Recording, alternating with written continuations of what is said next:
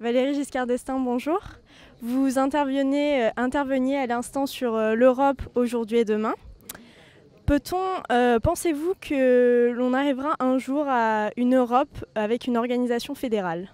Alors, d'abord, quand on dit Europe, qu'est-ce qu'on veut dire? N'est-ce pas? Parce que l'Europe n'a pas de frontières, pour l'instant. Qu'est-ce qu'on veut dire? Une très grande Europe avec une organisation fédérale, ça me paraît hors d'atteinte.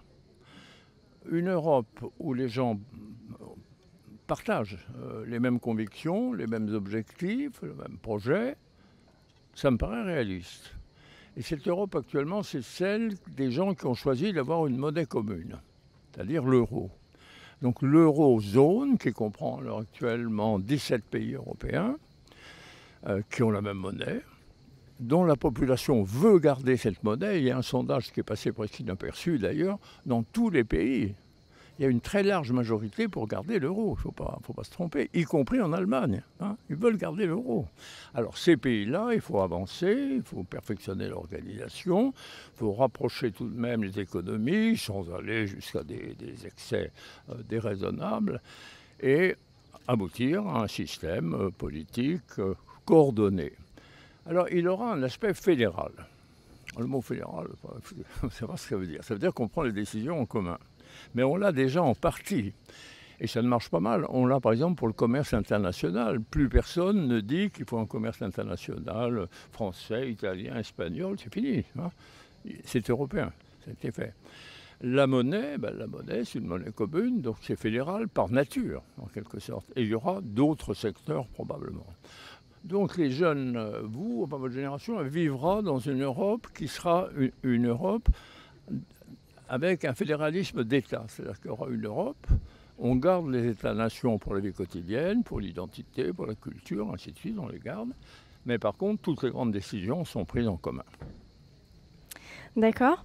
Vous avez rédigé... Vous avez rédigé une profession de foi et la priorité était à la stabilisation de la situation économique et financière, donc pas de création de dépenses nouvelles.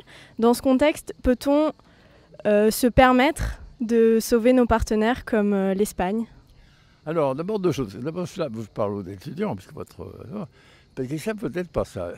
En m'interrogeant, vous interrogez la seule personne, en France, la seule, qui a géré un budget en équilibre. Il n'y en a pas un autre. Et quand je suis parti du pouvoir, la dette française représentait 20% du PIB. Elle représente aujourd'hui 90% du PIB. Donc ça veut dire qu'on peut obtenir des résultats. Ce n'est pas impossible, ce n'est pas hors d'atteinte. Alors votre question c'est? Est-ce qu'on peut se permettre de sauver? Alors, est-ce qu'on doit manifester une certaine solidarité? Réponse oui. Dans tout système humain, sociétal et autres, il faut avoir l'idée qu'il y a une solidarité. Cette solidarité a des limites. Évidemment, si les partenaires ont des attitudes extravagantes, destructrices, on ne peut pas les suivre. Mais s'ils font des efforts pour atteindre des objectifs raisonnables, il faut participer. Nous ne pouvons pas le faire beaucoup parce que notre situation à nous est en effet relativement fragile. Mais comme nous sommes un grand pays avec des moyens divers, sophistiqués, le tourisme, l'agriculture, l'industrie, enfin dans beaucoup de choses, on peut participer raisonnablement à l'aide à apporter aux autres et en particulier à nos voisins, parce que nous avons deux voisins qui ont des difficultés. De côté des montagnes, l'Espagne d'un côté, l'Italie de l'autre. Eh bien, il faut qu'ils sachent qu'il y a place pour une solidarité française pour les aider à trouver des solutions à leurs problèmes. Et enfin, peut-on considérer que si l'on règle les problèmes de structure institutionnelle en Europe, on règle la crise? Non, parce que la crise n'est pas uniquement européenne. En fait, la crise, si vous voulez, il y a une crise américaine. Les États-Unis d'Amérique sont en crise. D'ailleurs, c'est eux qui ont exporté la crise. Ils ne le disent pas, mais le départ de la crise, c'était tout de même les subprimes aux États-Unis, l'effondrement de la grande banque Lehman Brothers aux États-Unis. Donc l'origine de la crise est aux États-Unis. Et donc, si nous réglons nos problèmes, nous ne réglons pas les problèmes des États-Unis.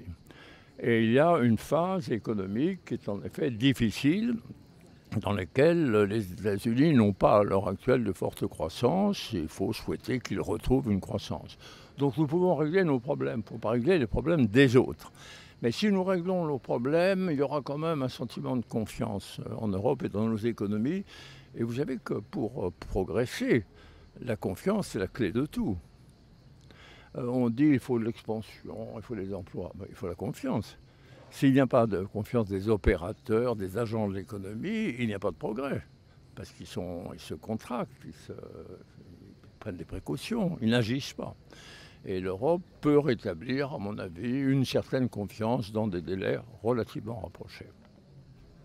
Valéry Giscard d'Estaing, merci.